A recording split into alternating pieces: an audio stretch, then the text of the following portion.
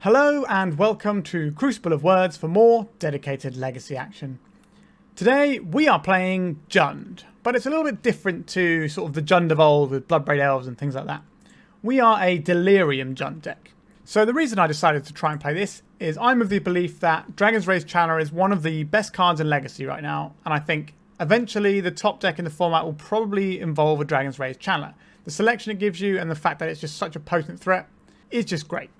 So we're trying to play it in a non-blue shell, which is, in my opinion, not where it's best, but I thought we'd give it a go and see how we do. So our threat base for this deck is 4 Dragon's Rage Channelers, 4 Tarmogoyfs, 4 Grim Flayers, and then we've got a couple of top-end stuff at 4 mana, which might be a little bit expensive for our mana base, but we'll see how it goes. We do have Liliana of the Veil, which can pitch away additional cards while we're just sort of grinding our opponent, and then the rest of our deck is pretty much just interaction aside from these libraries. So these libraries are going to be enchantments we can put in our graveyard to help fuel Delirium, but it's also just an incredibly powerful card that lets us rip through. And with Grim Flayer, we get to reset the top card of our library quite often, so we can get through the library and not just have to draw through a bunch of nonsense we don't want. We also do have a few baubles to draw some cards and just power through our Delirium. But for the most part, we're trying to Thoughtseize and Hymn to Tourach our opponent. So these are our sorceries. We've got some instants, we've got 4 lightning bolts, an Unholy Heat, and 3 Snuff Outs to try and kill stuff. We also have 1 Abrupt Decay and 2 Assassin's Trophies for sort of getting these catch-alls in our deck so we can deal with, you know, things like Khan or Ensnaring Bridge or something that's going to be a problem for us. We can just deal with it that way. Our mana base is probably greedy, I'm not going to lie, but we've got 6 dual lands, all of them making black mana, so casting Hymn to Tourach should be relatively good. We've got 8 fetches to find them, 1 swamp, and then 4 wastelands. I suspect we might have to use these wastelands as mana sources a bit, but I'm hoping that our ability to filter with the Dragon's Rage Channeler and the library is going to be enough that we can have 19 land decks and play a couple of 4-drops and not feel really silly. We can always just get rid of them with Dragon's Rage Channeler or shuffle them off with the library, but that's the plan. The reason I've gone for these two is the Sheoldred is nice to give us a bit of life gain for the fact that we've got Snuff Out and Library in our deck, and Thoughtseize, so we might be taking a bit of hurt on that direction. And it's also just a really good card that beats hard. Minsc is a card that I dislike the design of, but there's no denying that it's very powerful and it does a very linear, powerful thing and puts games away. So we've got that in there too. Also, this is a Planeswalker, so we've got 4 Planeswalkers to help fuel Delirium. That's the main deck. So we're a sort of rock deck, but we've got a 1-drop, so that's quite nice.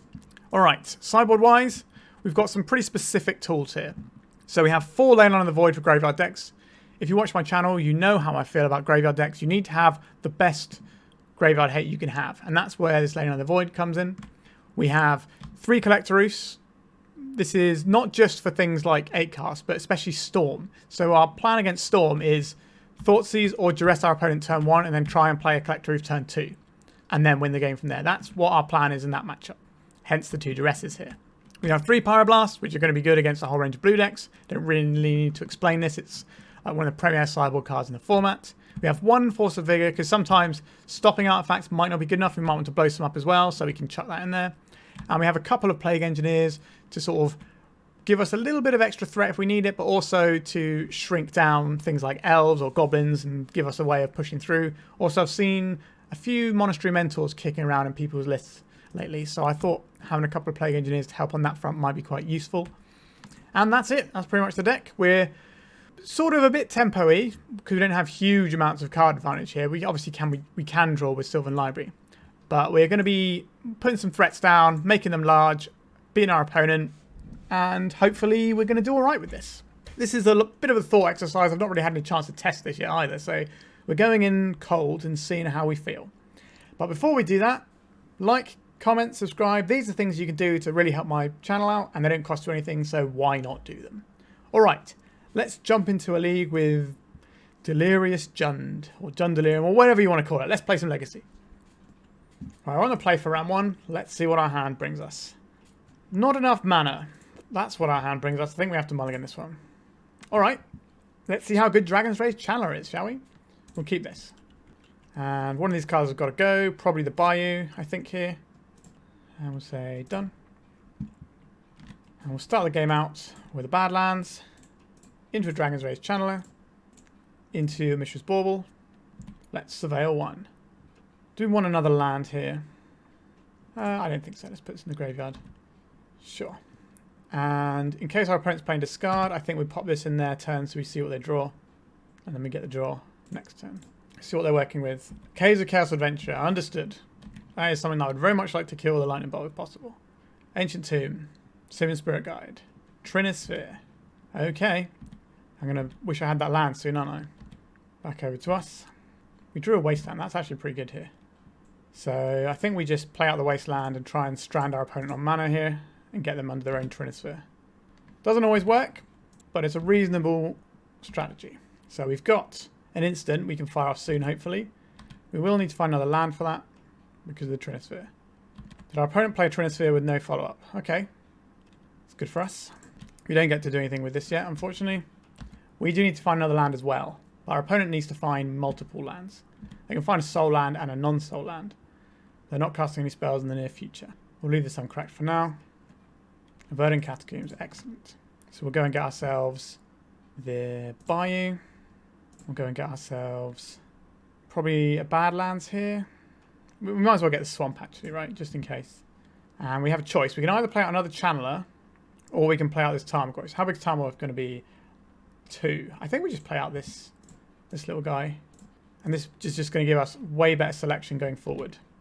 So we should be able to get our opponent with seeing bits and pieces here. We have a Snuff Out we can fire off, which put an instant into our graveyard. If one of our guys dies for some reason, we then get Delirium, because we'll have an instant in there. Okay, guess we just attack. Then we want to play out a land here. And we'll play out this Tarmogoyf. Only a 2-3 right now, but we can pump this guy soon. We can cast a Snuff Out without paying a life for it soon as well, if we need to. It's going to cost us 3 mana. We may as well make it cost 4, right? An Abrupt Decay. So we could put this Trinisphere in the bin, but we're kind of in a spot where we're okay with the Trinisphere. It's really limiting our opponent's ability to play the game. And we just attack them for a little bit here and there, Snuff Out whatever they play, and then we can Lightning Bolt to finish them next turn potentially. If they don't play anything this turn, I think we Lightning Bolt them. Try and get the game over and done with right now. So we get to Surveil. Okay, they've seen enough. Excellent. Alright, step 1. So our opponent looked like a mono-red prison deck, more than anything to me. Which means Engineer on Goblin is going to be pretty good. Collector Ouphe has text, but it's not incredible. Force of Vigor is okay. Then what? I think some of the stuff we have here is going to be a little bit awkward, isn't it? Like the decays and trophies and things are good. We're a little bit cold to Blood Moon, which we knew going in. So it means if we're getting rid of something, it probably is just going to be these hymns. And that way we've got Thoughtseize to possibly punch a hole and take the thing that beats us. And then maybe get there with other bits and pieces. Like, I think we're relatively good at taking back the initiative because we've got some threats and we've got loads of removal. So we should be fine in like a mid-range creature thing. But if they just body us with a Blood Moon, then there's not much we can do about that. We have Force of Vigor in our deck, but we only have 1. Okay, we can keep this. We can get rid of the Badlands with the wrong art.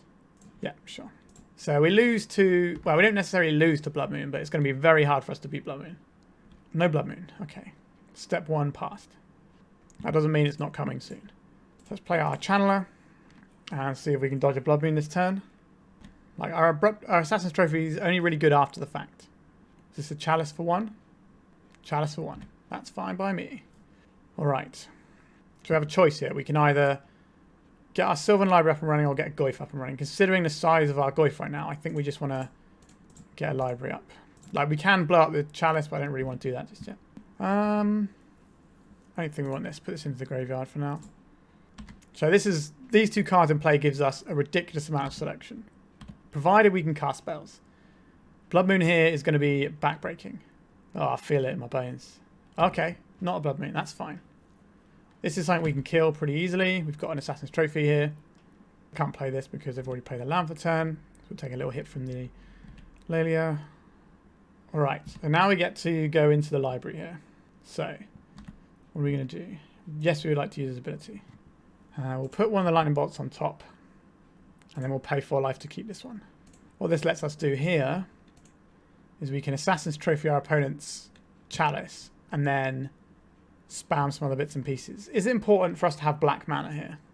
I honestly don't think it is. I think we just want the Badlands here. I think we're just going to go and get Badlands. So we Assassin's Trophy on this. So that's green and black. We get a Scry. Or a Surveil even. Sure. I'm fine having that on top of our library. We can lightning bolt this in our opponent's turn. I think that's going to be slightly better. We're not going to get Delirium with this because we know the top card of our library already. So we're just going to come across for 1. And then when our opponent goes to their beginning of combat step, we're going to shoot this. Because if they have another one, they can just put it into play straight away and attack us if we do it before then. They're not really going to interact with us on the stack. Blood Moon here would be annoying. But I've been saying that for a lot. Okay, so now we have to fight this off. Okay. Leave this on top. Sure. Like a Blood Moon. Okay. Blood Moon is a bit on the awkward side for us, truth be told. We know we've got this coming, but we're going to library here and try and clear some stuff out. Put on top of the library. Put on top of the library, I guess. The other thing I was thinking of is paying some life there so we can get through these cards quicker. Okay, so what we're going to do here is we're going to cast this Thoughtseize and it gets countered. Oh, we can't cast Thoughtseize, can we? Oh, I should have put this on top and scried it away. That was a mistake. Oh, no. What am I doing? Because I was going to play this Channeler out. But we will have Delirium, actually, won't we? We've got Planeswalker, land, instant. So if we play out this guy, he'll get countered by the Chalice, but turn our guy into a 3/3. By attacks on his own, anyway. We know the top card of our library, and we know that we don't want it, so we need to fire off an Unholy Heat to burn through it, to try and get us closer to a Force of Vigor. A Rabble Master. Okay, I don't think we race this. Okay. Alright, let's just fire this off or whatever. It's not resolving anyway. Yep, we're just doing this so we can Surveil. Put it into Graveyard. Liliana. Yep, we knew that was coming, but we get to Sylvan Library. Snuff Out that we can't use. We can cast the Bauble, though. So I think we put on top. We play out this Bauble. We'll mill one of these. Comes into play. We know we're going to be drawing this Liliana next turn, so we probably want to get as many draws as we can in the library turn. So this guy has to attack anyway. Feel like we're losing this game. We got a 4-turn clock, but they've got a 3-turn clock. Not sure how we get out of this one. Oh wow, it's something big. This could be Fury. Okay, just a Shadow Skull smashing. The top card of their library. To Mountain, sure. Pretty sure we're going to lose here. So they all come in. This is 2, 3, 4, 5, 6. So there's a 2-turn clock. Sure. Let's see what the future holds for us. Certain death, I'm sure. Let's have a look. Yeah, that'll do. Okay, so we are in trouble with the old Blood Moons. Do we want Duresses to try and pick Blood Moons on turn 1? I think that might be a wise strategy given their deck. We've probably been off an Unholy Heat. And I like the Bauble just because it's free and gives us a Scry to help dig. Don't really want to cut any green cards though to help make our Force of Vigor easily cast. Snuff Out is okay here. Trophies and things are okay. Maybe it is just a Bauble. Or is it one of the Lilianas? Liliana is something that we can force them to sacrifice a bunch of permanents with if we can get into play early enough. Alright. What does this hand do? What does this hand do? We need to find another land that produces coloured mana. We get 2 draw steps to do that. I think we can do better than this. Okay, we have a Force of Vigor. We have a game plan here. We can't cast our Grim Flayer is the only problem. But I think we put the Badlands back here. Say done. Because we're so kind of cold to this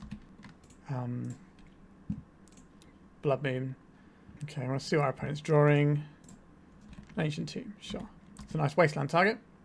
This is like a Chalice. Sure, that's fine. We can worry about that later. A Liliana and another Liliana. Okay, let's see if we can Wasteland our opponent out of the game. It worked in game 1, right? We've got a Force of Vigor to try and make it happen again. We can get rid of a Blood Moon. A mountain. Boo. Alright. What do we got this time? A Tarmogoyf. Not a card we can cast. We're going to play out this Wasteland so that if we draw the Liliana next turn, a black source for the Liliana, we can fire it off. It's just like a Blood Moon. Or a Magus of the Moon. That's not as annoying, but it's certainly a bit annoying. Would I like to Wasteland my opponent before this comes into play? Yes, I would.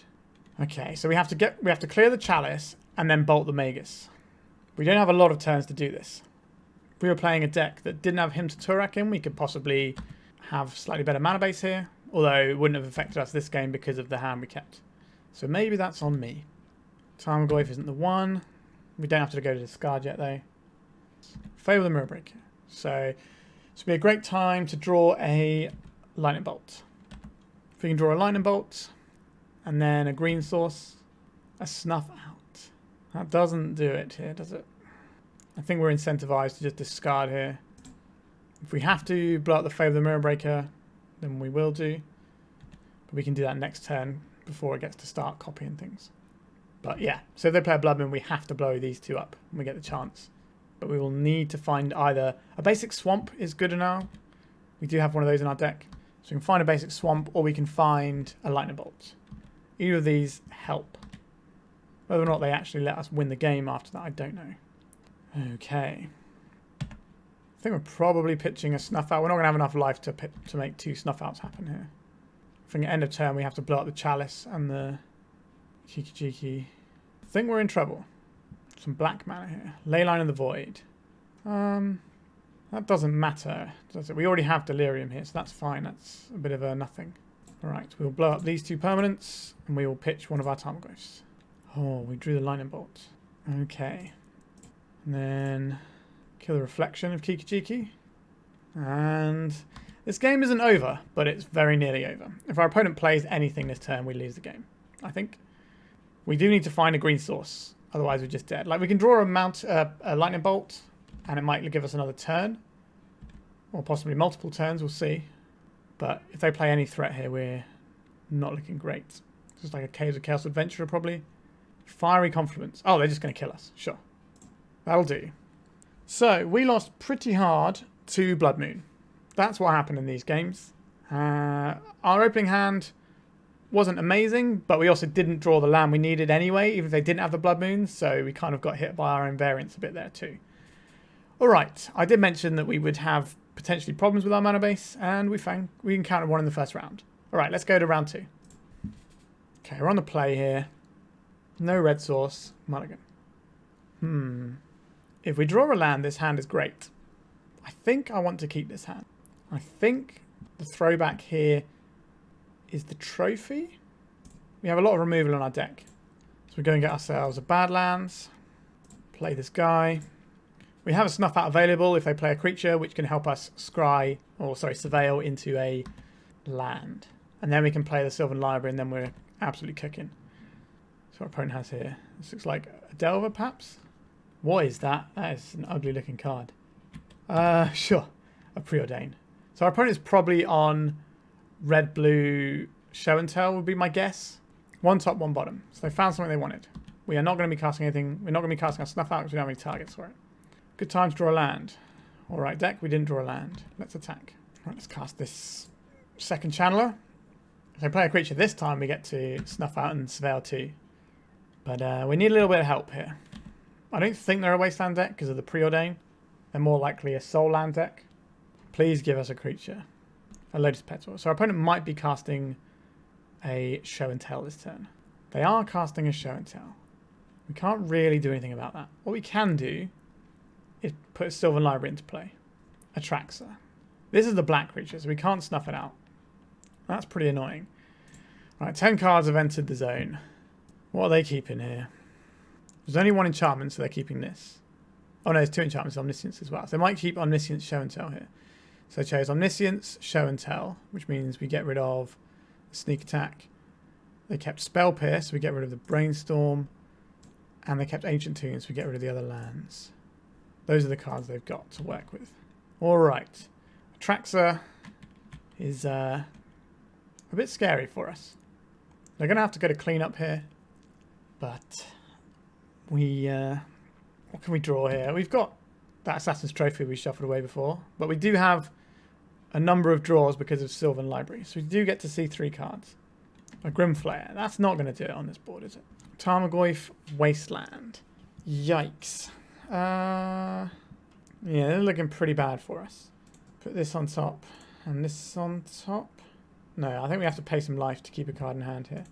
Let's Wasteland them off of thing. And then we don't get to do anything. We're just going to try and see a few more cards of our opponent's deck. See if they're on multiple plans or whatever. Okay, show and tell. I'm not going to put anything in because I don't want to give up the information here. I think we're just dead. I just want to see some more cards from our opponent's deck. Are they going to cast an Emrakul? Sneak attack. Okay. And another attractor. Yeah, that'll do. I guess we should see the top 10 cards of their library, really, shouldn't we? That was foolish. Okay, so our opponent is probably going to have a bad time versus a bunch of Duresses and Pyroblasts here. Force of Vigor has text. It can blow stuff up, but it's not always going to be great at doing that. I think the Minsc and Sheoldred are probably too expensive.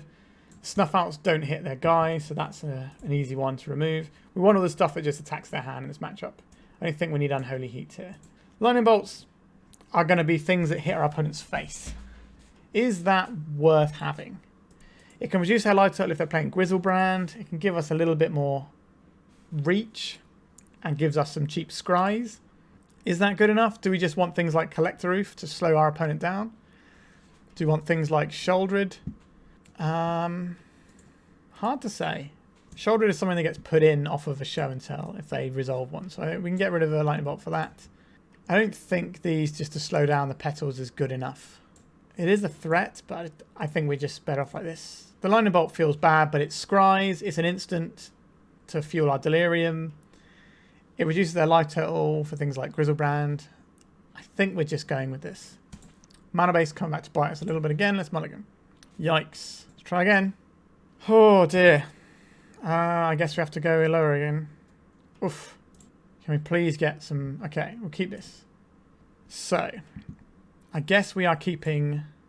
So this goes on the bottom. Excuse me. We either keep the Grim Flayer and try and top a land, or we get rid of this and just make sure that we're set up for our mana. I think we just need to be set up with mana. Like, it's largely an irrelevant decision because we've mulliganed so brutally here. Our opponent can also run things like Blood Moon in their deck, since they have the ability to power out 3-drops on turn 1. Blood Moon's a pretty good 3-drop. Or it could be Magus of the Moon. Feels like we're going to lose a lot of rounds to ourselves at this rate. Mana base needs a bit more work. City of Traitors. Lotus Petal. Another Lotus Petal, sure. So they have Show and Tell with Spell Pierce. A sneak attack. Okay, we can't Pyroblast this. Okay. Assassin's Trophy. We can Assassin's Trophy it though. Let's get a Badlands. And this one gets a Bayou. Green. Black. Let's see if we can take out their sneak attack. They might have a Force of Will here. They did not. Okay, they do get a land here that doesn't destroy their City of Traitors. Because it's being put into play, they're not playing it. If they have a Show and Tell as well, then it's not great for us. Okay, they didn't tap mana off of the tomb, so we've got another reprieve of a turn. Alright, let's play our Bauble. Like, we could have held this in case we draw a Channeler, but I think we just need to draw some cards, see what our opponent's doing. A Volcanic Island. Okay. So our opponent is looking for a business spell, so the land on top is good news for us. They don't have any cantrips in hand, otherwise we would have fired one off last turn. So maybe we can get there. Okay, we found a threat. We would like to have another mana source so that we can play our threat and hold up the Pyroblast. That would be nice here. A Grim Flayer. So we have a choice here. What do we have? We have enchantment, instant, artifact, land. I think we have to just try and pick a spot and make our guy here. Because if we just hold back, that's not going to favour us. If we at least play a guy, if we fade this one turn, we can then sit on our Pyroblast. But if we just keep trying to draw land, that's not going to get us anywhere. They're going to intuition us or not. Why are they cracking that fetch land if they're not playing a spell? They just made their brainstorms worse. A ponder. Okay. This is the important turn, I think. If we can fade this turn, we might be alright. And if we can draw a land and play this Grim Flayer, then we'll feel good. A brainstorm. So if they'd have still had that fetch land, this brainstorm would be better. Now, they probably found a fetch land here. Oh, no, they don't have 2 petals here. Are we getting done? Feels like we're getting done. We can kill the Atraxa with this. Nope, they're just cracking their fetch lands now. Interesting. Right, we've got something good to put on into a show and tell if it happens. We got a 4-turn clock. We have a counter spell for their show and tell. We can't beat Sneak Attack, but we can Pyroblast an Atraxa. Let's see if this is good enough. Pyroblast. Feels like they're paying costs on a spell. A Spell Pierce. We don't have any mana, so we will not pay for this. Okay. You get your show and tell. We get our Sheoldred. An Emrakul. Okay, Emrakul going to be a touch difficult for us to beat. I gain 2 life here. So, if we attack with both of them, they block this, take 4. If we attack with just the Sheoldred, what does that do for us? They're not going to block the Sheoldred because it's got Death Touch. Interesting. We're losing all our permanents anyway, so we may as well attack with all of our creatures and see if our opponent makes a mistake. If they let all this damage through, that's 9, 10, 11, 12, 13, 14. So we have lethal if they don't block. And if they block the Sheoldred and lose their Emrakul, I'm happy about that too. So our opponent's going to go to 7. We get to Lightning Bolt them. And then I'm not really sure how we beat this Emrakul after that. Sacrifice all our permanents. Go to 5. I think we've done pretty well for a Malta 3 though. Imagine if we could keep a 7-card hand. How good would that be? Alright, back over to us. We have a Wasteland. We are dead. Sure.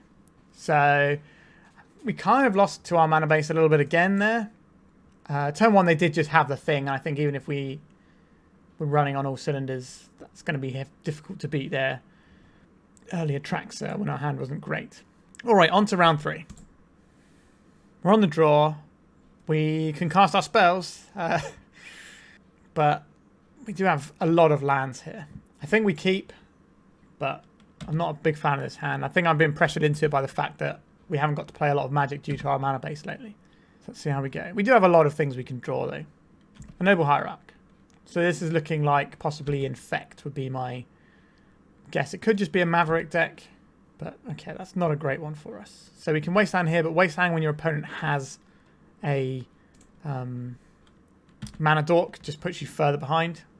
So depending on what our opponent does, we either play out the Grim Flayer or the Tarmogoyf. If they are Infect, we're going to want to save our Wasteland for Enigmoth Nexus. Flooded Strand. A Tundra. Okay, this is looking still within the realms of Bant Infect. Could be Bant Maverick. Could be Bant Stoneblade. It's a Fairy. Sure. Are they going to get the card out immediately, or are they just going to plus it? Sure. Might as well crack this now. I'm going to get ourselves a red source, because that's what this land is always getting us. Okay, so we can Sylvan Library, which will just get bounced. We can Tarmogoyf, which will just get bounced. Where we're playing just gets bounced. But we have to get through that bounce at some point. I think we'll play the Tarmogoyf out. It's only a 1-2. But our opponent doesn't have any removal that isn't exile removal in a Bant deck. So it doesn't really matter what the size is. It's not like it's going to get hoovered up by a bolt. It does mean it's going to be slightly more difficult potentially to get it to kill the Teferi here. Yeah, but as we expected, it got bounced. Another Noble Hierarch. Okay. What is our opponent up to over there? Something that involves them holding up mana, I guess. Okay, so this turn we can kill this Teferi. We could Wasteland here. Or we could try and deploy 2 things next turn, which I think is just going to be better. If we can double spell next turn, we can get down a library and a threat. And then really start going to town. Tarmogoyf is now up to a 3-4 because we just put an instant and a Planeswalker in the graveyard. Our Grim Flayer is a little ways off of being delirious, but we'll see what our opponent plays here. A Natural Order. Yikes, that's probably pretty bad for us. This is not an Infect deck, this is a Atraxa Natural Order type nonsense. Okay, understood. Let's see some more cards in their deck. Okay, it's pretty standard Bant Natural Order here. They've got 2 Brainstorms, 2 Force of Wills. They're going to take one of those, 2 Green Suns, so they have a maximum choice of one of those. They're definitely keeping this because it's the only land. Let's see what their choices are. This is the... They got 2 sorceries, 2 creatures, 2 instants. Okay, so they chose Force of Will, which means they got rid of Brainstorm. They chose Ice Fang, which means they got rid of Leovold. And they kept Green Sun Zenith instead of Natural Order. Okay, these are the cards they've kept, and they've just played the Tropical Island. Alright. Going to be a little tricky. We've got a Force of Will to get through here. And they got so many cards they're discarding. Another natural order. Understood. Snuff Out doesn't hit Atraxa. Pretty bad for us. What would we most like to resolve here? Which of these is the bait spell? I think we're going to get the Badlands here. I think our Tarmogoyf is going to be the bait spell here. And then our Sylvan Library can come down and try and find an answer for the Atraxa. Okay, that didn't happen. Awkward. I definitely think they're going to counter our Sylvan Library. They might not counter a Grim Flayer. So I think we'll put the Grim Flayer into play. A Daze. Okay.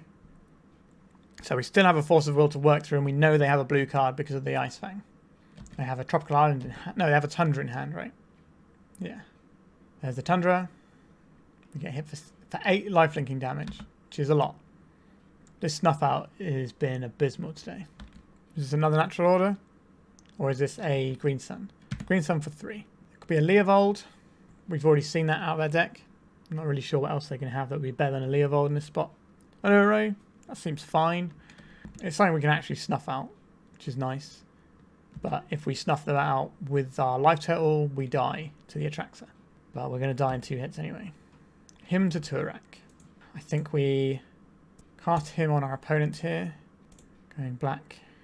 Black. We're trying to get the Force of Will out so we can resolve with Sylvan Library, so we might be able to find the right card next turn.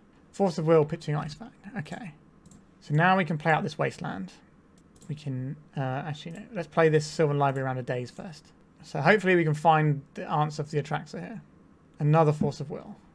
Pitching Ice Fang. Okay. So now we Wasteland their Tundra so that the Uro is not something they can cast. So we won't have to worry about getting attacked with the Uro next turn. Our Tarmogoyf is nearly big enough to attack into the Atraxa, but they can just take it and gain the life back. So what we need to happen here is have an answer on the top of our deck, kill the Atraxa. Unfortunately, that means the Birds of Paradise is going to be very close to killing us. It'll take 2 turns for the Birds of Paradise to kill us, but we can hard cast a Snuff Out to do that. So Abrupt Decay helps here. Liliana doesn't do anything because they've got so many creatures to sacrifice. It's going to be tough. A Bayou, that doesn't do it. Okay, we'll concede the game. Okay, so removing their little guys seems good. These decks don't actually run any show and tells, as far as I'm aware. So we have these Duresses and these Plague Engineers to try and sweep stuff out. I like the Snuff Outs versus the Uros, but I don't really like them versus much else. The Minsc and Boo here is fine, but it might be too expensive for what we're trying to accomplish here. I think we might just need to be going lower than them, which kind of puts the Sheoldred in the same little area there. We want all our little removal for all their dorks. If we can get the dorks off the board, then they can't really get us. I don't know if this Abrupt Decay is going to be good, though. It's going to have some targets. I think we can probably board out a Snuff Out. And we'll board out another Snuff Out or the Decay. It's probably just another Snuff Out here. Our plan is kill their mana dorks. Oh, do we want the other Snuff Out? I'd rather have... Well, the Abrupt Decay and the Snuff Out both kill Uro, right? So I guess it's much of a muchness. I don't really want to board in Leylines just for the Uro. The other option is boarding in these Pyroblasts, which kind of do some stuff here. They do kill the Atraxa as well. So maybe that's better than an Assassin's Trophy. Alright, we're going to go like this. Ooh, a keepable hand. I haven't seen many of those lately. Alright, so we're going to be very close to Delirium on turn 2. And we can have Delirium on turn 3 when we attack with the Grim Flayer, because we can fire this instant off, so we'll have all the right types. Let me just lead out on Badlands, and we will Thoughtseize our opponent. What are you working with over there, opponent? You've got 6 cards. Let's have a look. Green Sun Zenith, Grist. I think we take the Green Sun Zenith and just make them not have any plays to begin with. Probably should have played the Bauble first and looked at the top card of their library. That would have been a smart move. What are you working with, opponent? An island. Okay. It's pretty good. So we can play a threat. And the Grist won't have any food to shoot on turn 3. Let's draw an extra card here. A Bayou, not very exciting. Snow-covered forest. We know our opponent's hand. Let's crack this for a Bayou. Let's cast our weird little guy. Grim Flayer. Not a great guy, but it's a guy we're playing. We should be able to hit Delirium next turn, one way or the other. The one card they drew was not one that does anything here. That's good. A Dragon's Rage Channeler. I like this one. We want to play out this first in case we need Pyroblast mana for something. Let's play out this Channeler. This gets countered. We get Delirium. Let's attack. So we get a Surveil 3 if this connects, which is a lot of card selection. What do we want here? This Wasteland probably isn't going to do us much good looking at what's happening right now. The Thoughtseize might be okay. I think we put the Wasteland into the graveyard, definitely. The Bauble is just a free draw that gives us a Surveil, so I think we want to keep that. Do we want this Thoughtseize? I guess we can put the Thoughtseize on top, and then the Bauble, and then appraise the situation later. Now, if we have to crack our Bloodstained Mire here to cast a Pyroblast, then it's a little bit annoying, but it happens. There's an Uro, and they played out the other forest here. We know they've got a Windswept Heath they can put in. Okay, so we'll draw this Bauble. So we'll play out our land. We will put this Bauble out. Do we want this Thoughtseize now? I think we'll still put this on top of our library. Let's see what our opponent's working with. An Ice Fang. Okay. Attack with our creatures. Get our Surveil 3. Okay, we don't want this, so this can go into our graveyard. Do we want this Thoughtseize? We've been floating it around for a while. I think we'll put the Pyroblast on top and then the Thoughtseize. And we can shuffle if we need to, and we also can Surveil away. Maybe we should have been more aggressive to just try and get Delirium. But I think the cards that we've got here are pretty handy. So there's the Thoughtseize, and then we can choose if we want this extra Pyroblast or not. We definitely want one to stop the Uro the first time. Right, so here goes the Windswept Heath. Let's see what our opponent's working with. They might be Ice Fang and then play Grist. So they're playing Grist out, sure. They're just creating a guy. Alright. We will get rid of this guy. We know our opponent is about to play a Death Toucher. So we're going to leave this on top of our library because it kills the Death Toucher on the stack. So they don't get the card. They don't get the Death Toucher to stymie our thing. This is going to put an instant in our graveyard, which is going to turn on our Delirium lads. So in pretty good shape. We know one of our opponent's cards. They could have a Force of Will here, which we could Pyroblast if we need to. We can pay around a days. I imagine this is just going to resolve though. Maybe he's going to take the land. Yeah, there we go. So now we'll draw this other Pyroblast. We'll go to attacks. An almighty front of damage coming through. We're going to crack this now so that we have all of our mana available before we start putting spells on the stack. Counter target spell if it's blue. Let's Surveil. And this can go into our graveyard. The Grim Flayer has Trample as well, which is pretty gross. We can put this into our graveyard. We can put this into our graveyard. We can leave this on top. We'll fire off a Thoughtseize, see what our opponent's got in hand in their 2 cards. We'll leave this Tarmogoyf on top. Just 2 lands. Okay. So they're going to buy back their Uro unless they draw something really spicy this turn. And then we're just going to jam another threat. Oh, they've clearly drawn something spicy here. Or they're doing it second main. No. Okay. What would they have that's good enough to... I don't know. Endurance, maybe? Let's have another Surveil. We don't need this. Do we want another Channeler? I quite like a library here. I think we can put this into our graveyard.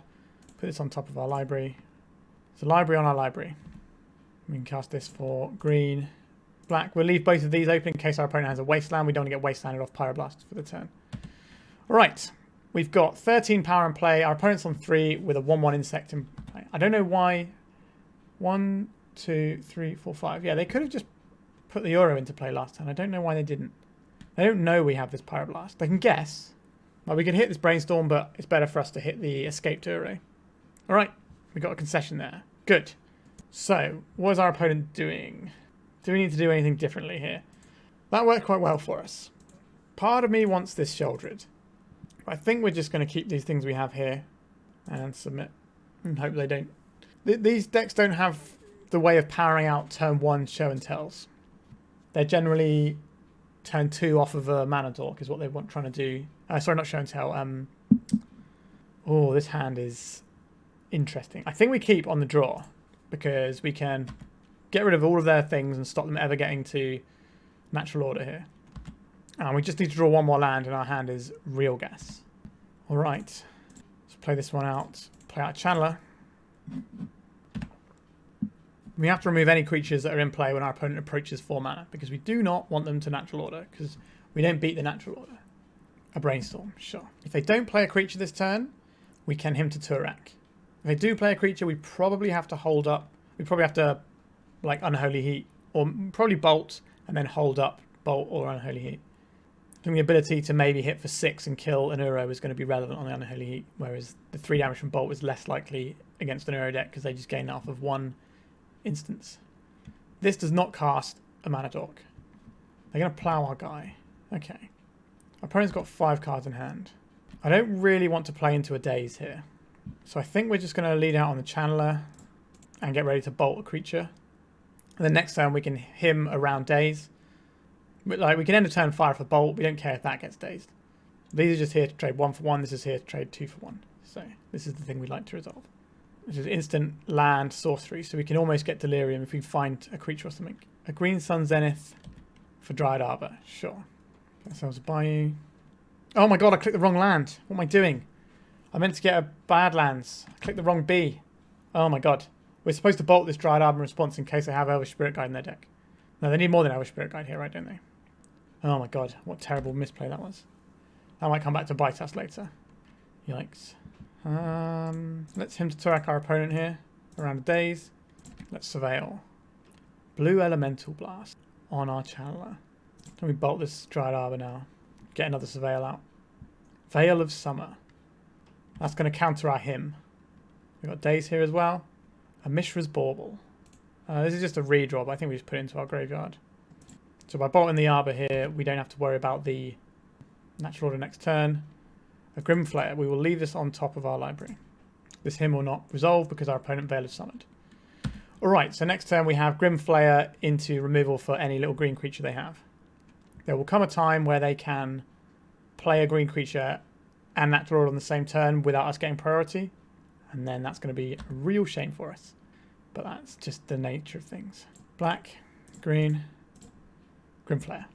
That was an F6. So I don't think our opponent's got an Ice Fang here. Could be wrong. Oh no. We kill this Ice Fang once it enters play. Before they draw the card. Don't have a second one. Cool. If they have a Mana Dork and another land and a natural order, they get us here. A Brainstorm. Okay. So we're not getting natural order this turn. Just keep playing out little green guys that we can kill, please. Just another Dryad Arbor? No, just a Savannah. They can just play an Uro now.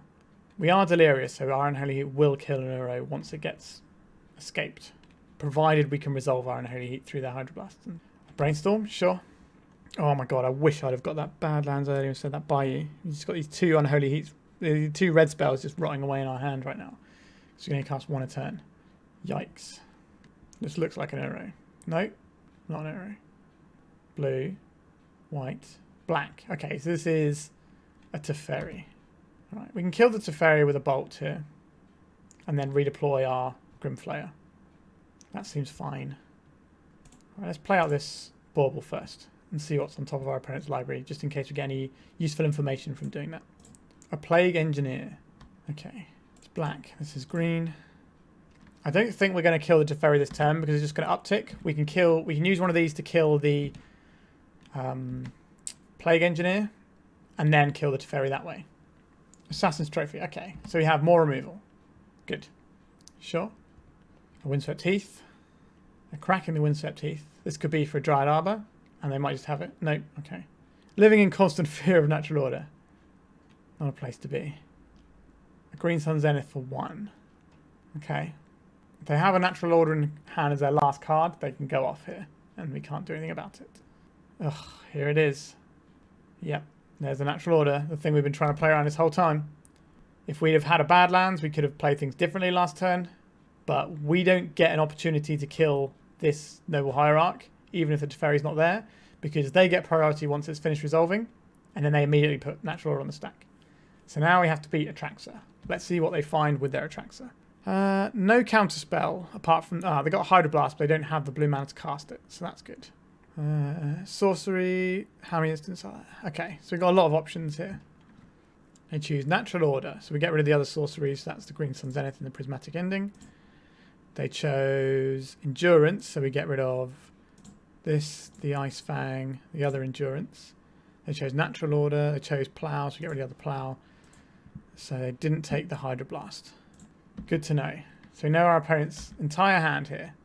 So they can pitch cast the Endurance to get rid of our Delirium if they want to. Which is a little bit rude. Have this Verdant Catacombs. So we now have red mana if we want it. So I think first things first, we want to kill this Atraxa. So this is black and green. They do get a land off of this, which can cast a Swords to Plowshares, which is unfortunate for us, because it comes in untapped. Not ideal, but we didn't really have a choice. The Atraxa had to go, Unholy Heat only deals 6. Why can't our 1 mana burn spells deal more? Alright, this is going to get ploughed. Yep. So they go to plough. Then we lightning bolt the Teferi here. And then if our opponent plays an Endurance, we crack our fetch, kill it with the trigger on the stack, so we still have Delirium, so we can kill the Endurance. And because it has a trigger, it means they can't natural order it, because they have to wait for the triggers to clear. So there's an Endurance. This comes into play. They're going to target us because we care about our graveyard. We're going to sacrifice this. Get ourselves the Badlands. We smush their guy for 6. They don't currently have an Uro in their graveyard either. A Brainstorm. So this could find them a Daze, it could find them a Force of Will, blue card, which is less likely because they've already used a blue card here. It could find them a Hydroblast. Okay, so we lose our graveyard, so we don't have Delirium anymore. Our opponent's probably going to play out this Plague Engineer now. No, a Grist. Alright. They've got 5 creature cards in graveyard. Life totals pretty high still. We've just been jostling on the board for a long time. Back to us. We've drawn a Duress. We're not going to fire off here, so we can take out the natural order so that our opponent can't just go and get another Atraxa. This leaves our opponent with just a Plague Engineer. We have Plague Engineers of our own, which you can put on insects. I'm pretty sure we brought those in because they can sweep out a load of the mana dorks, and it's just more threats against what's pretty much a control-y deck. Like, it's got counter spells, it's got removal spells. It's basically a control deck. It's just using the natural order as like their card advantage finisher type thing that can sometimes just steal games. What? Our opponent has conceded from the game. I can only assume they had to go because they are winning this game. Oh, we had... Okay, we had some pretty good draws, so maybe they're not winning this game. But yeah, we have a match win there. I don't necessarily think it's deserved. Although I think this matchup was pretty close back and forth there. All right. I think what was really bad was the Veil of Summer turn for us. That was the turn where we kind of started slipping a little bit. All right, we've got a win on the board. We'll take it. Let's go to the 4th round. All right, we have quite a disruptive hand that leads into finding the thing we need to win the game. So this seems like a keeper to me. Our opponent is on some weird stuff. They've started with 2 Leyline of Abundance in play. So I'm just going to have a quick refresh of this. Whenever you tap a creature for mana, add an additional green. Okay, so this is their mana dorks are going to be making 3 mana a turn. Understood. Ignoble Hierarch. Sure.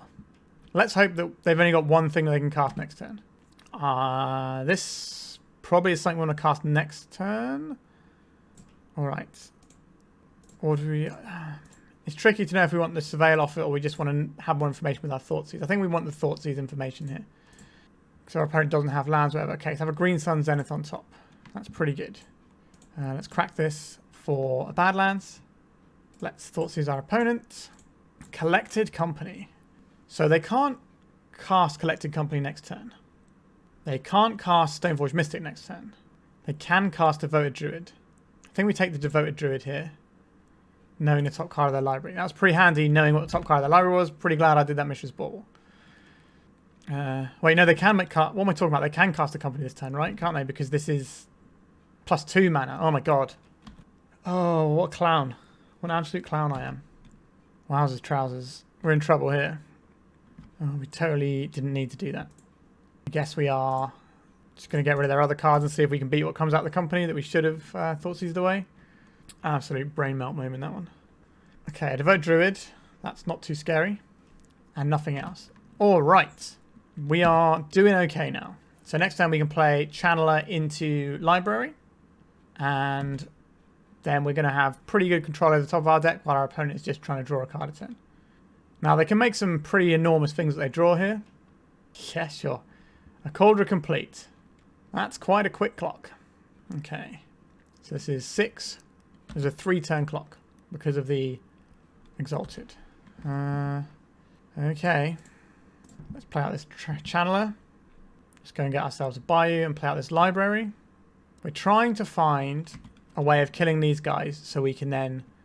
Okay, this goes into the graveyard. We're trying to find a way to kill these so we can put the germ into a Liliana minus and kill it that way. That was a pretty good draw from our opponent, but that's sadly the case sometimes. Just gets in for 6, which is a really awkward number here. Oh no, what's happening here? Oh, they can put a counter on their guys. Sure, didn't even get that far reading that card. Okay, so this is 7. So even if we block this, we still don't get a Sylvan Library for our troubles. We don't get to get an extra card for this. Fortunately, I think we should be quite good in this matchup post-board, because we just have a bunch of removal. Tarmogoyf probably not doing it, but it's got a relatively large bum. So let's use our Sylvan Library. So this is a 5/6. This keeps us alive for a turn, but we kind of need to kill these guys. We can't take any life here. So attack us with these. This tramples over 0 damage this turn. Although if they activate it, it'll trample over 1 damage.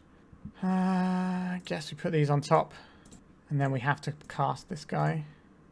So this is big enough to help us survive a hit. Alright, here come some amount of damage. This is 6 damage, 7 damage, 8 damage. So we block 6 of it, go to 1. Then what?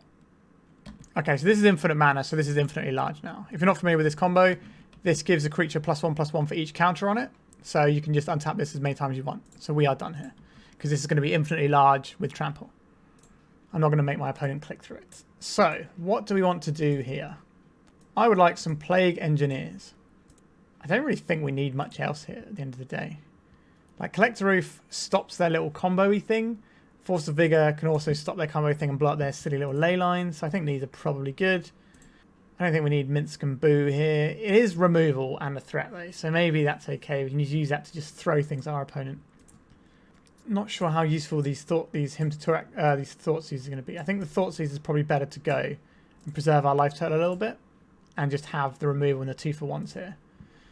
We can probably trim one of these hymns. Our deck is just... Oh, sorry, we don't need to trim. We get another card, don't we? Our deck is just removal spells, really, so we should be fine in this matchup, really. Yes, I would like to go first. Thoughtseize into Goyf and Snuff Out. This seems very strong. Maybe we'll even fetch the right lands, and that'll be nice. And maybe Thoughtseize the right item. Although their Collector Company was very bad for them. It's only because they top decked that Cauldron that we lost that game, really. Alright. Thoughtseize on the play. Let's see what you're working with, opponent. I didn't put any Leylines into play either, which is pretty good for us. Swift reconfiguration, so this is all part of their combo. What do we want to do here? I think we can take the Hierarch and just stop them having a turn 1 play here. We have the Snuff Out for whenever we need it. Alright, back over to us. Abrupt Decay, more removal, this is exactly what we want. Just go and get ourselves a Bayou. Let's cast this one. It's a 3/4 already, which is quite nice. When we cast Snuff Out, it'll become a 4/5. Swift reconfiguration can be used as a removal spell, which is important to remember. Because this turns it into a vehicle that has crew 5. So we might get our Tarmogoyf Swift reconfigured. It has flash as well, so they can do it at instant speed. Feels like that's what's happening here. Sure, we have a Force of Vigor for later that we can use if we need to. We can Abrupt Decay it, but I'd rather not Abrupt Decay if we can avoid that. There's the Windswept Teeth. It's probably going to be the Stoneforge Mystic, I would imagine. There's the Stoneforge Mystic, as expected. Let's see what they get. They'll probably get that funny little equipment. So next time we can Force of Vigor, Abrupt Decay, and catch this and the Swift reconfiguration in the same turn. Because we're going to kill us with a Snuff Out. See what our opponent's working with over there. An Emrakul. Understood. That's one of the things you're doing with your infinite mana, is it? Pretty good thing to do with infinite mana, I would say. A Grim Flayer. So would we rather... We have a choice of what we pitch here. I think we just pitch the Grim Flayer if we need to. Are they just going to play out the Luxior? They are. Excellent. I think we will destroy this and Swift reconfiguration. So we did click on the Swift reconfiguration there. Good. Do we want to get rid of the... I think we just get rid of the Grim Flayer and keep another removal spell in hand. We just don't want to get caught by like random removal spells. We got a massive guy now. Like we don't want to be caught without a removal spell when we need one. So Alright, let's attack for 6. This is a 3-turn clock. We have an Abrupt Decay. We can't really go shields down on the Sheoldred because the Swift reconfiguration turns the Devoted Druid into a vehicle. So it doesn't have summoning sickness because it's just a thing, so they can just tap it a bunch. Sylvan Safekeeper. Interesting. And then a Devoted Druid. Alright. And then we just fire this off on the Druid. They might sack a land here. But we're going to have to grind through this Sylvan Safekeeper anyway.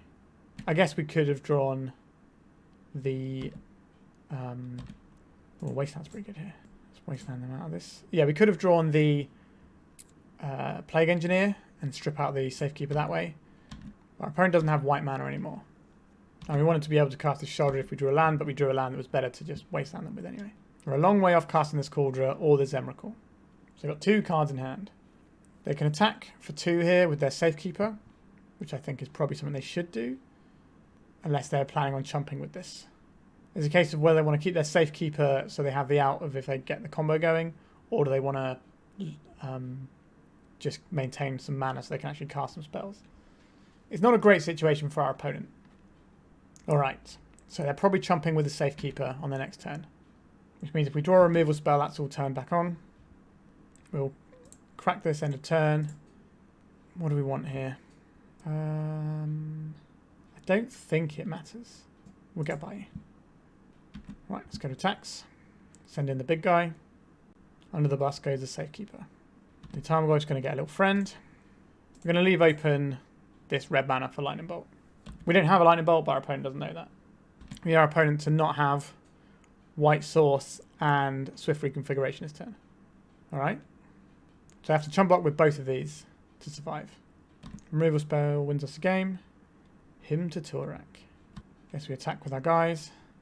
Our enormous Tarmogoyfs keep rolling on.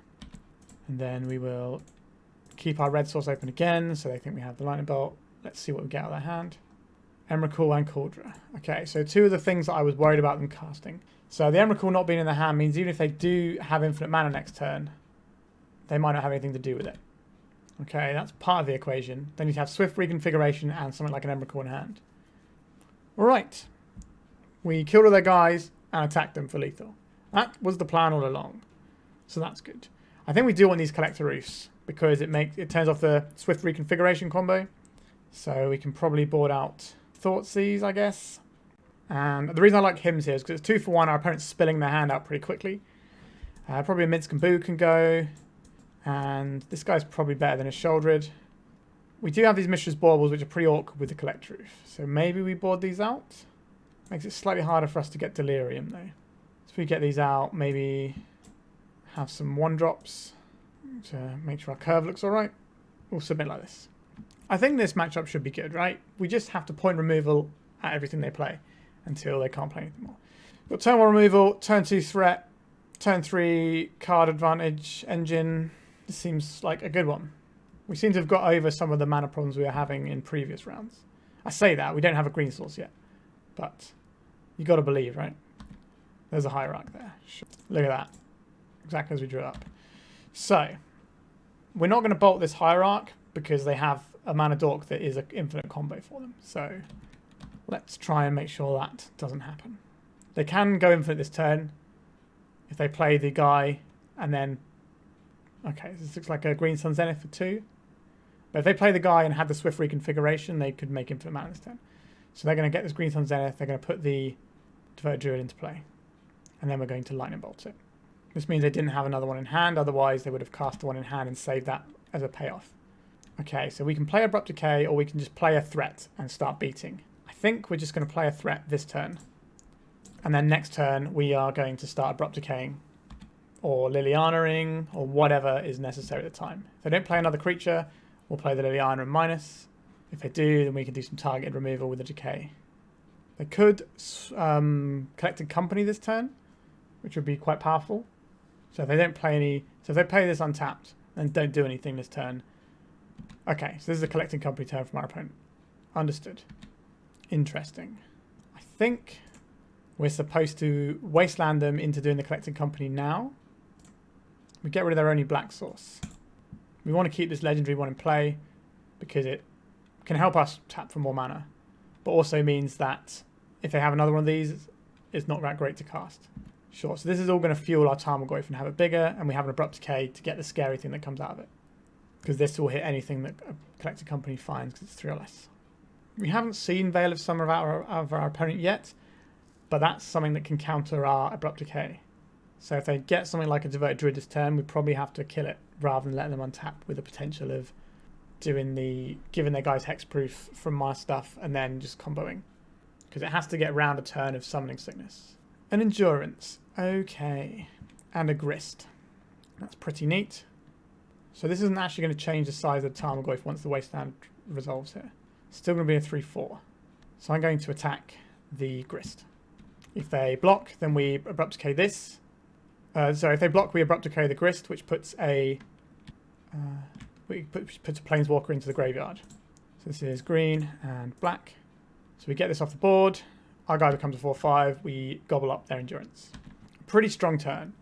Our ideal thing for our opponent, from our perspective here, would be if our opponent played like another 2 Noble Hierarchs next turn, and we just play this Engineer. That would make me very happy.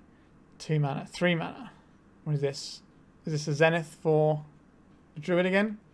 It does feel like they have the combo if they keep going for this Druid here. Okay. So we don't, strictly speaking, have a removal spell right now. Our opponent has 3 cards in hand. It's tough. Well, I guess we attack first. That's step 1. So we have a few options here. We can try and play a Sylvan Library to help for next turn. We can play another threat, which I don't think is the one. We either play this one to kill off the Noble Hierarch, or we can put it on Devoted Druid so that they can't get 2 activations out of it if they need that mana. Or we can Liliana and probably just take the Hierarch. So I think the Liliana... We could Liliana and plus is the other option. All right. We have a lot of green spells in hand, so I'm going to go and get another Bayou. So it's either the Engineer or the Liliana. If we Engineer this turn, we shut them off of mana here. We kind of shut them off of mana either way we do it, I think. They only have 1 white source, so I think we go black, black. Right, so if we get rid of the Hierarch here, which is a Druid human. Is that right? Human Druid. So that shrinks this. I thought this was a Shaman for some reason. Okay, yeah, so we shrunk this Druid. So they only have access to 3 mana and no white mana this turn. So swift reconfiguration would require them to have a white source and a payoff this turn. Ignoble Hierarch. This is a Shaman. This is the one that's a Shaman, I see. Duskwatch Recruiter. Human Warrior Werewolf. Understood. Our opponent's only got 2 cards in hand, so I think we probably start going upstairs with the Liliana here. We probably attack with this Tarmogoyf. So the problem with going upstairs with Liliana is it leaves our Liliana a little bit exposed to getting attacked down, but I think that's worth it. We have 2 Tarmogoyfs, so we can probably pitch one of these. Okay, so they discard an Emrakul, so that's one of their payoffs. That's the scariest payoff, so I'm glad to see that gone.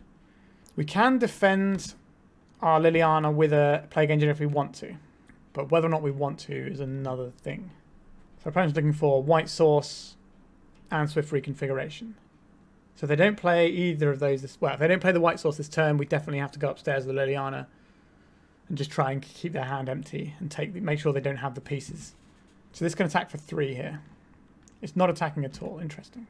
They're probably just going to put a load of mana into Duskwatch Recruiter and get some cards that way. So what does this do on the flip side? It's just a bigger guy. This is a pretty good draw for us. We have a choice of whether we play the Library just to smooth things out, or we play the Goyf. I think we just play the Library here. And then we go upstairs with the Liliana. And we attack. I don't actually want this to flip. I'd rather it stay as a 3/3. So I don't want to cast this Lightning Bolt if I can avoid it. A Collected Company. It's a pretty good hit from our opponent. Sure, let's see what they find. Hopefully nothing but Druids. We could lose our Tarmogoyf here. Okay, a Devoted Druid. Not an issue. Oh wow, that was a terrible Collected Company. I think they just take the damage here. It's only 3. So we leave this as a 3/3. It can attack into our Liliana if it wants to. But our Liliana survives that. Okay, a Windswept Teeth. We could just trade off our Plague Engineer here. I don't mind doing that. I think we kind of want to keep this Badlands, this Lightning Bolt in hand in case they have the combo. Alright, let's have a look at our Sylvan Library. We can probably draw a bunch of cards here. Our life total's not under threat at all. Let's just pay 8 life. Let's play out... do we want another red source? No, we don't. Let's play our Wasteland. Let's Wasteland our opponent's Turn Timber, Serpentine, something or other.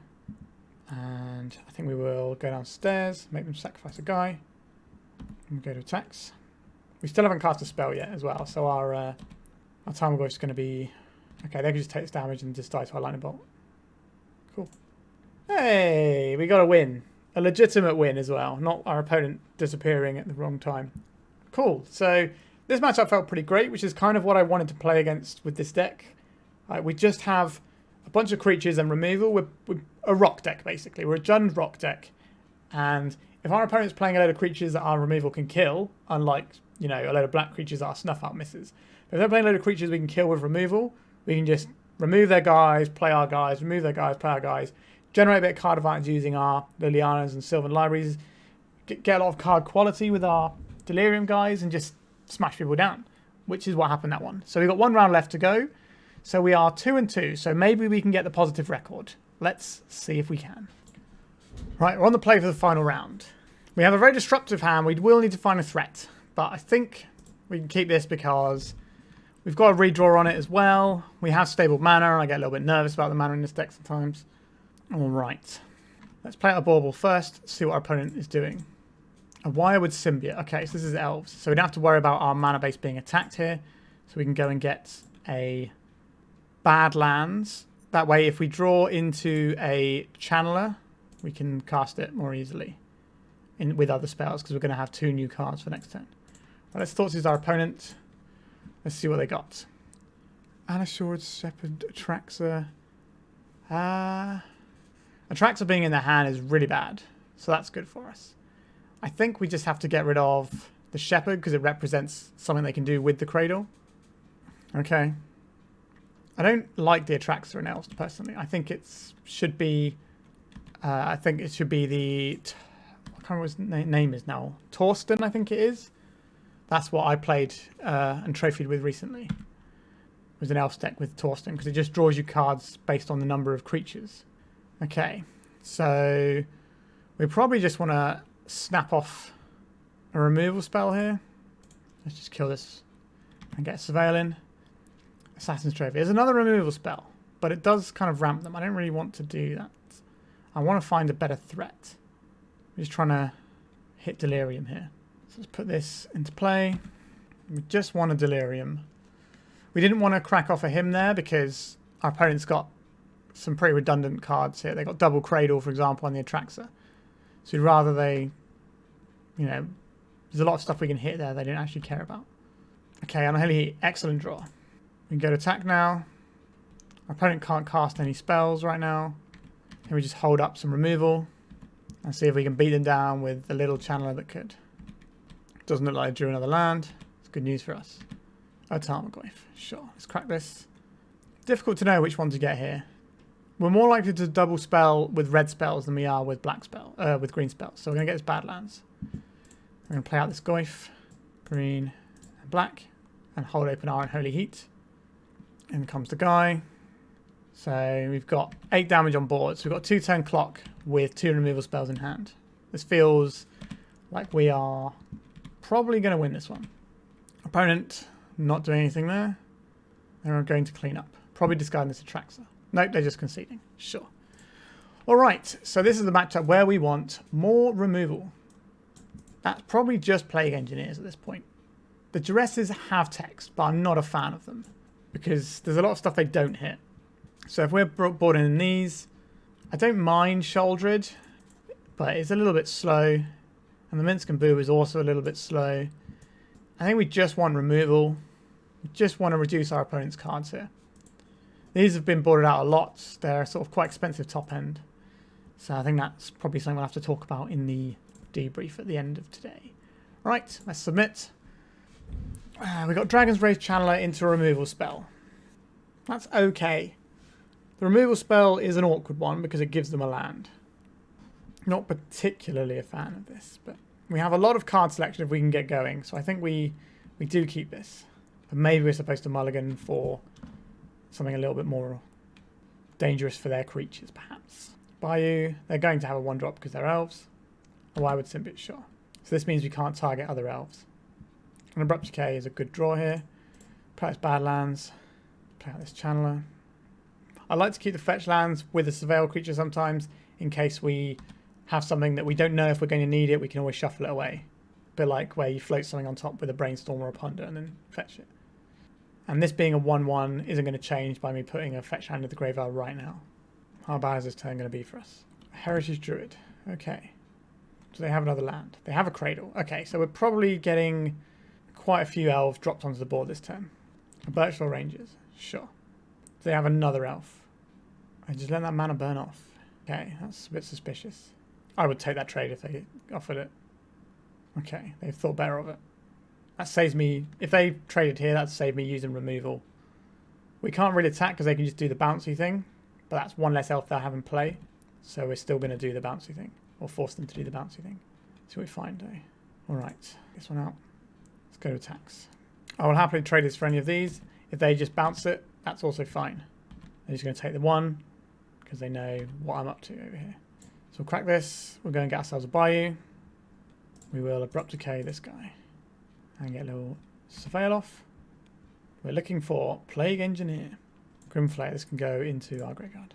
So we've got 3 types in our graveyard. So Mishra's Bauble will do it.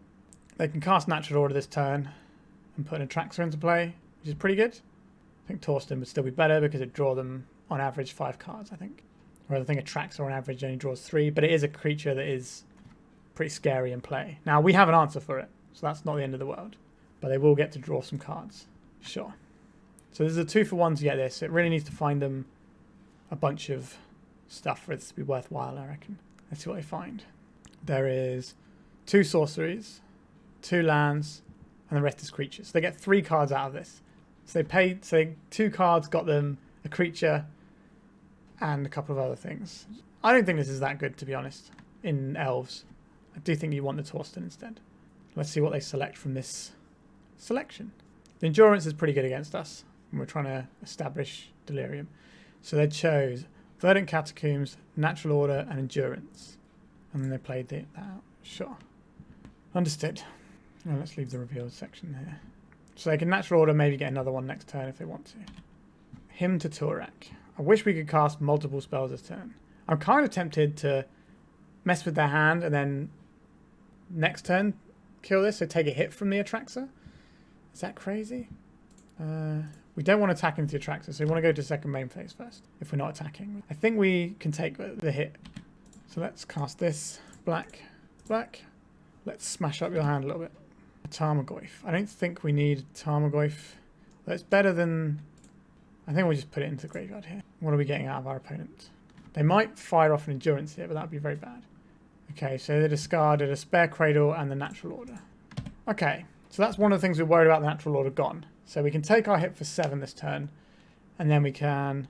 Oh, we forgot to play a second land. Oh my god, 3rd land. Last game of the night and I'm too tired. Oh no. So we can't double spell next turn like we planned. That's so embarrassing. Yikes. Yeah, we really messed that turn up in a big way. I was so busy looking at all the things that were going on, I forgot to do the step 1 of playing the land there. Alright. They got another Natural Order, so it's not really going to matter. Maybe. Or this could be a big... No, it wouldn't be a glimpse turn. You wouldn't crack the Cradle straight away. It's just the Endurance. So we lose our Graveyard, and we lose our Delirium. Yep, that's fine. Take the hit for 7, which is not fine. But we planned on taking this hit. I will trade with this. No, I won't trade with that. Not at this point in the game. They got so much mana anyway. I so wish I played that land last turn, because we're going to have a horrible turn unless we draw a 1-drop here. Okay, we got slightly less punished than we deserved. So I think we play out the Bayou here. No, we play out a fetch land so we can start getting in to Delirium again. So we get a Badlands here, and we already have the Bayou for next turn.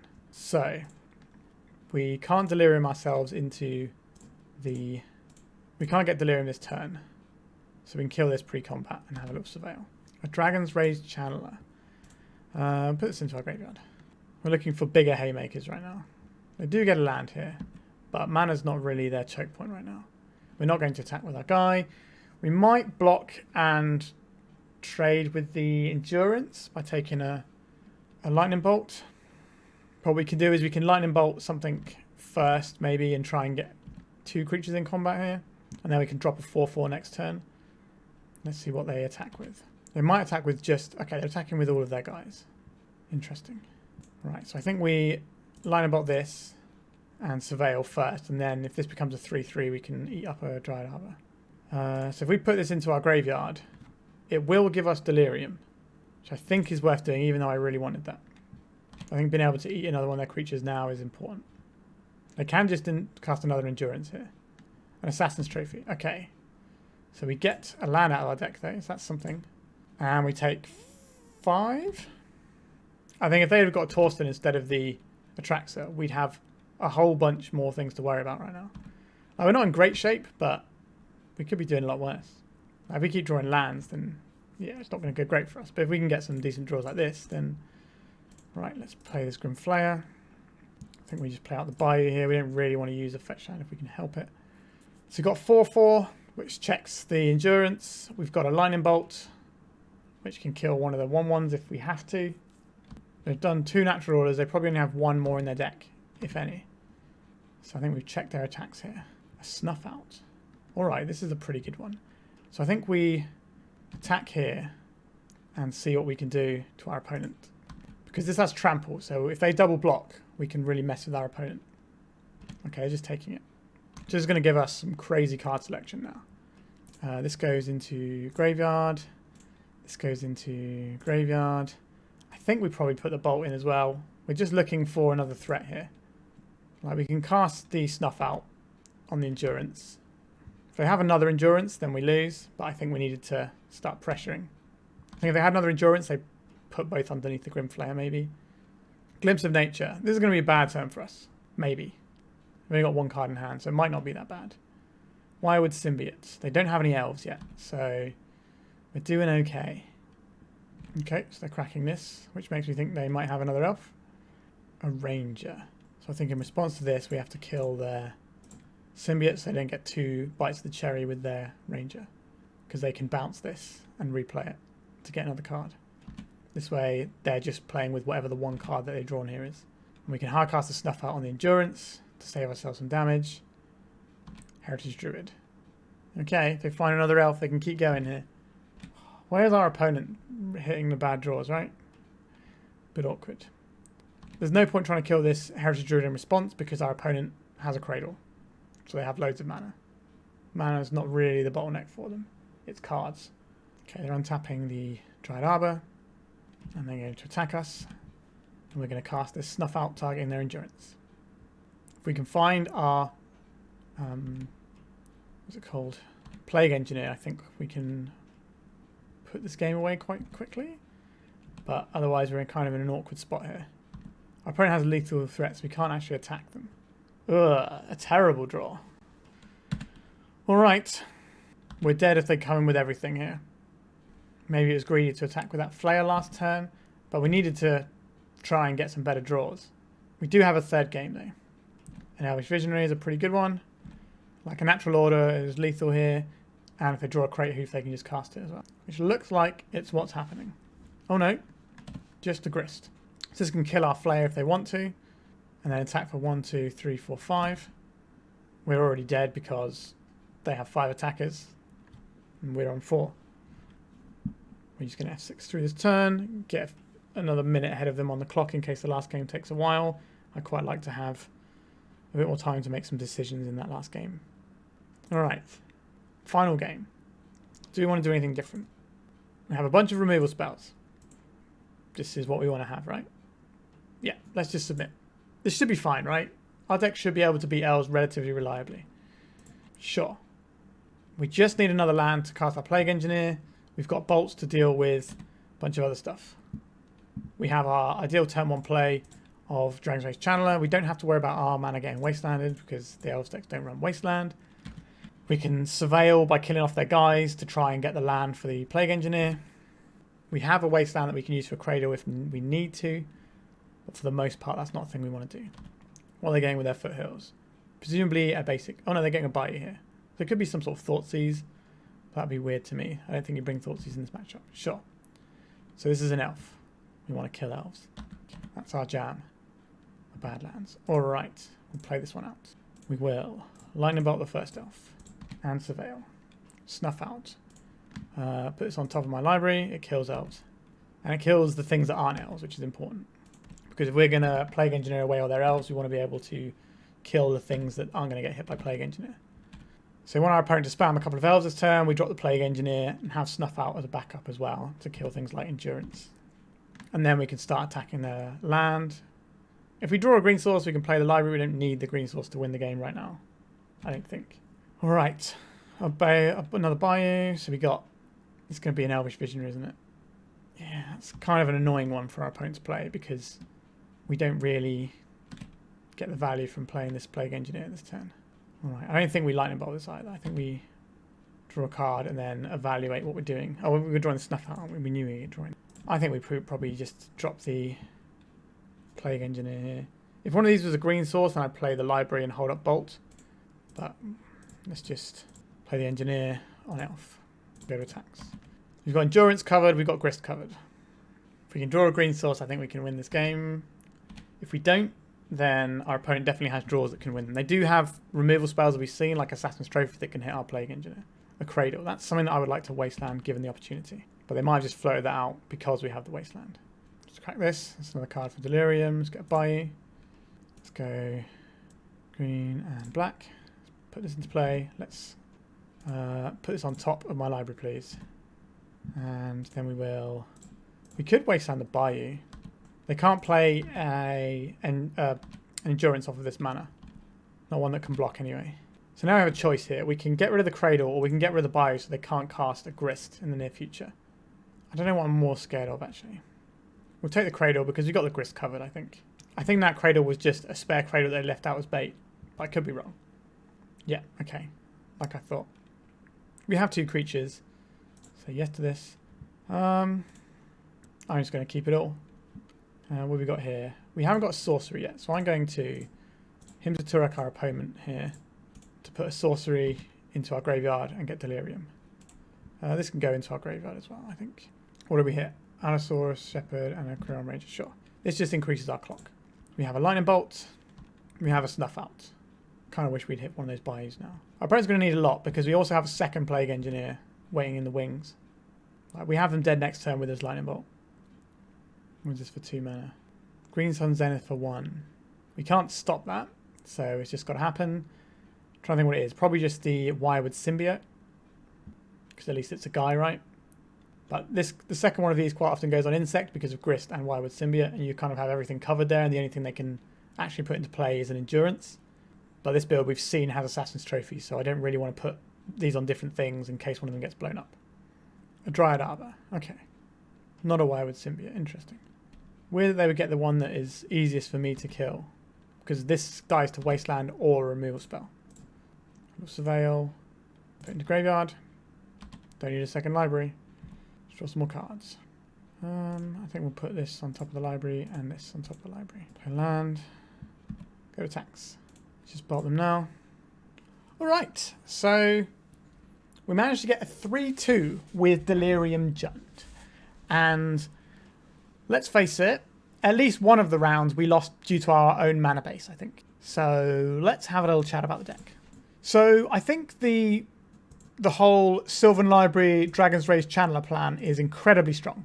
I think the level of selection this gives you, as well as occasionally bursts of card advantage, is enormous.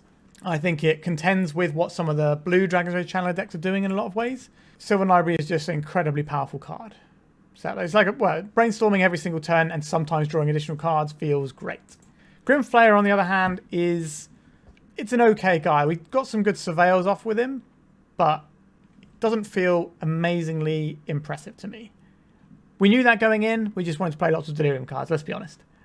But it had his time to shine. He was a fine guy. We had situations where our opponent couldn't block because of the trample on it, so they couldn't stop us getting the surveil. But I think this could be other threats and still be good, to be honest. The Tarmogoyf was huge. This was like our principal threat. This and the Channeler were a very good combination of threats. One with evasion, one just being a big lad that can go through, and we made big Tarmogoyfs. We regularly had 5-6 power Tarmogoyfs very early in the game, because that's what we're trying to do with our Baubles and the library. So that felt good. The baubles were actually really good. They weren't just enablers. They made our Thoughtseizes better. They were good with Channeler as well, giving us some surveil. But the fact that they let us do better Thoughtseizes and know what was on top of our opponent's library, well, it would have been a slightly better Thoughtseize if I'd have taken the right card in that one particular game. But it was not just a thing that we had to play to make our Channeler good. It actually had other utility with our deck. And we did have, you also have, look at the top card of the library, decide whether you want to crack a fetch. That's another thing you can do with it too. So I think there is definitely a deck here. Now that deck probably doesn't have these cards in. So let's move the cards over here that I don't think are necessarily where we want to be. So Trophy is a removal spell that hits a lot of things. But giving your opponent a land when we're a Wasteland deck feels awkward. Now, you could argue that we shouldn't be a Wasteland deck. However, if you look at our curve, what we're trying to do is disrupt our opponent. We need every kind of disruptive element possible. That's where I think the Wastelands are good. So I think these slots can be something else. The other slots that felt a bit iffy were these, and the Snuff Outs at the moment feel awkward. Like sometimes they were just blank pieces of cardboard. I think having 3 of them especially is just too many. Now, you can understand why I wanted them. They're a free spell, so they trigger our Channeler. They do kill a lot of stuff. We're relatively tempo-y based, so this being 0 on our curve is really helpful, lets us sort of push into the game. But again, it's more stuff we're paying life for, which can come back to bite us. But these are the cards I would be looking at changing, possibly getting in some basic lands. I think having a forest in this deck would make sense, which then makes you wonder if you need these Hymn to Tourachs. You probably do, and you can probably get away with 1 forest. It's not the end of the world, right? And I do think the Hymn to Tourachs is good because we do need a critical mass of sorceries. So we've got 7 sorceries, we've got 4 planeswalkers, we got 3 artifacts, 3 enchantments, a bunch of instants, a bunch of creatures. We've got a lot of different types here. So I think we are in a good spot in terms of our distribution of types. We didn't have that much difficulty getting the Delirium. What I will say is the top end felt hard to get to. So maybe we need a 20th land. Probably a forest. That seems fine to me. We can easily cut a Snuff Out and put forest in there, and that's going to make things a lot better. It means we're going to be able to fetch basics and actually operate underneath the Blood Moon, because we'll have our red mana, because Blood Moon gives us red mana from all of our other lands, and then we have black-green in our deck to then blow up things like Blood Moon. So we'll be able to use things like Abrupt Decay. So we definitely want some things that destroy permanents in our deck, like the Abrupt Decay or whatever. There might be some better options. I'm kind of blanking on it right now, but again, it's like 1 o'clock in the morning here, so it's a bit late. But yeah, I like this deck. It felt like it was doing powerful things with powerful cards. I think Sylvan Library as a 3-of is good. I'd genuinely be tempted to play 4 of this card. Everyone knows Sylvan Library is good, but it's one of those things that people keep putting as like a 1-of in their decks because they're like, oh, I don't want to draw 2 of these Sylvan Libraries. But you want to have it in most games, right? Some games might be too slow where you don't necessarily get a time to leverage a library, but generally speaking, if the game's going to go 5 turns or more even, you're going to want Sylvan Library. So having 4 of them means you're guaranteed to have it pretty much, or you're much more likely to have it. And Sylvan Library itself stops you drawing more Sylvan Libraries. Dragon's Rage Channeler stops you drawing more Sylvan Libraries. Liliana means you can just bin them anyway. Obviously, you'd rather not have to do that, but sometimes having an excess card is fine. And it's another good green card that we can have in our main deck to pitch to Force of Vigor out of the sideboard. So that's certainly something I think about. One thing I will say is I really considered playing Endurance in this deck. That was what I was considering instead of the Grim Flayer. But I figured double green pip might be a bit awkward in our double black pip deck, and we already established our mana base is a bit squiffy. And on top of that, we kind of want our opponent's graveyard to have stuff in, because Tarmogoyf is our main threat. This is our big boy. So maybe that's something we need to think about, whether or not we want to go down the Endurance line. Because obviously it's a good card and gives us game against certain decks. And it's going to be very useful in things like the Delver Mirror, well, I say Delver Mirror, the Dragon's Rage Channeler Mirror, if we call it that. So I think there's a lot of points where we could improve this deck and tweak it, and I'm kind of hoping to come back to this at some point. But I'd like to hear your thoughts. So if you could drop me some thoughts in the comments about how you think this deck could be improved, what these slots should be instead, Like, I think we've decided that this should be a forest, right? We can just mark that as a forest and be done with it. But these things, what should they be? I do like having another 2-drop threat. Is there a better threat that we can play instead of Grim Flayer? Again, I thought about Doughty Voidwalker before I started this, but then I didn't want to have a creature that works against Tarmogoyf, because if they are smashing our graveyard, our Dragon's Rage Channeler doesn't work, right? But if we're smashing their graveyard and our graveyard gets smashed, Tarmogoyf doesn't work at all. So Tarmogoyf is kind of like the backup plan a little bit in some ways. Like if you get shut off of Delirium, your Tarmogoyf can still be a big boy, and you need that. We could play some more Sheoldred, but again, I'm not a big fan of too many Sheoldreds here. It's a legend, it's a 4-drop. I think it has to be a 2-drop, and I'm not sure what the correct 2-drop threat is, so I'd like to hear what you think. I'm not going to be playing Putrid Leech before anyone suggests it. As much as I love that card when it was around, I think Grim Flayer is just better than Putrid Leech and has a lot of synergy of what we're trying to do, and it replicates the card selection that you get in blue decks. Now, if there's a lot of decks with lots of creatures, then Grim Flayer is going to struggle to get through sometimes, but that's why we have a boatload of removal. So maybe Grim Flayer is the right choice, I don't know. Another card I thought about was Mind Rack Demon, which is like a 4/5 flyer that when it comes into play, it mills you for 4. And it damages you if you don't have Delirium, I think. So maybe that's something we could have a look at. It's like a top-end thing. But when I came down to it, I thought Sheoldred was just better. It gains us life. It restricts our opponent's ability to cantrip into better situations. It can sometimes be useful against combo decks. If you get it down in time. Against Show and Tell, if you put this in versus a Grizzlebrand, you've kind of blanked it because they're just going to die if they draw cards. So I think Sheoldred was just better than Mind Rack Demon, even though Mind Rack Demon did play to our theme more. But we played Grim Flayer, so you can't really ask for more playing to the theme than that, in my opinion. There is also a Delirium version of Hymn to Tourach. So it's 1 colourless, 1 black. Target player discards a card at random. If you've got Delirium, they discard 2 cards at random. So if you've got Delirium, it's an easier Hymn to Tourach. But casting a Hymn to Tourach and putting it in your graveyard is kind of the thing that gives you Delirium. So I think just playing the better card, even though it's double black pip, makes more sense. Sideboard-wise, I really like the options we had. I think a second Force of Vigor might have been useful instead of the third Collector Ouphe. But like I said at the top, we wanted the Collector Ouphe as an answer to Storm decks. Our plan against Storm decks was turn 1, discard something from their hand, turn 2, play Collector Ouphe. That was our ideal draw, as well as having Leyline to shut off Echo Vion's draw. So that was our plan, and I'm happy that that was the plan we took, even though we didn't get to use it. The sideboard was configured in a way with that in mind. Plague Engineer, every time I play this card, I love it, right? It always comes in, it always completely just wins you a game on its own. I don't think I've played a single league with Plague Engineer where it hasn't single-handedly won me a game. Card is good. Maybe it should be the main deck card. No, that's silly. Shouldn't be the main deck. All right. I don't think I've got too much more to say about this. I did look at some other Planeswalkers, but like the 4-mana Chandra is a lot worse than it used to be because it can't hit Planeswalkers with its plus anymore, but due to a rule change, I believe. So there's a lot of... That rule change is quite a few years old now, but in terms of when I was playing with the card originally. And, the green Planeswalkers aren't that exciting.